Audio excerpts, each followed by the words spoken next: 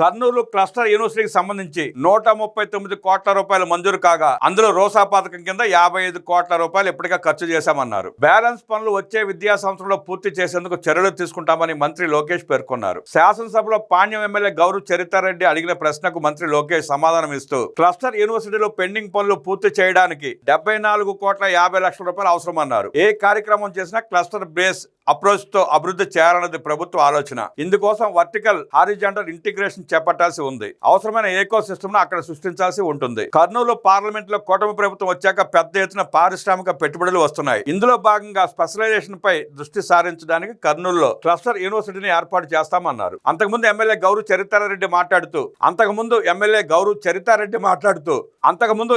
గౌరు చరితారెడ్డి మాట్లాడుతూ రాష్ట్ర విభజన తర్వాత నాటి నేటి ముఖ్యమంత్రి చంద్రబాబు కర్నూలులో silver jubilee, KVR women's degree college for women, government degree కాలేజీలను ఒకే గూటి కిందకు తెచ్చి క్లస్టర్ యూనివర్సిటీ ఏర్పాటు చేశారు. గతంలో ముఖ్యమంత్రి చొరవ చూపి రోసా పథకం కింద 55 కోట్ల రూపాయలు మంజూరు చేయించి పనులు చేపట్టారు. భవనాల నిర్మాణం చేపట్టి MS virology, chemical technology, MCA వంటి కోర్సులు ప్రారంభించేందుకు జగన్నాథగుట్ట పక్కన 50 ఎకరాల్లో క్లస్టర్ యూనివర్సిటీకి శంకుస్థాపన చేశారు. తర్వాత అధికారంలోకి వచ్చిన వైసీపీ ప్రభుత్వం క్లస్టర్ యూనివర్సిటీని నిర్వీర్యం చేసింది. కూటమి ప్రభుత్వం అధికారంలోకి వచ్చాక 20 కోట్ల రూపాయల పెండింగ్ బిల్లులను మంజూరు చేసింది. అయితే కాంట్రాక్టర్ ఇంతవరకు పనులు మొదలు పెట్టలేదు. కాంట్రాక్టర్ సెక్యూరిటీని కూడా తొలగించడంతో అక్కడి భవనాలు అసాంఘిక కార్యకలాపాలకు నిలయంగా మారాయి. తక్షణమే అసంపూర్తిగా ఉన్న భవనాలు పూర్తి చేసి కర్నూలు క్లస్టర్ యూనివర్సిటీ ప్రారంభించేందుకు చర్యలు తీసుకోవాల్సిందిగా ఎమ్మెల్యే చరితారెడ్డి విజ్ఞప్తి చేశారు.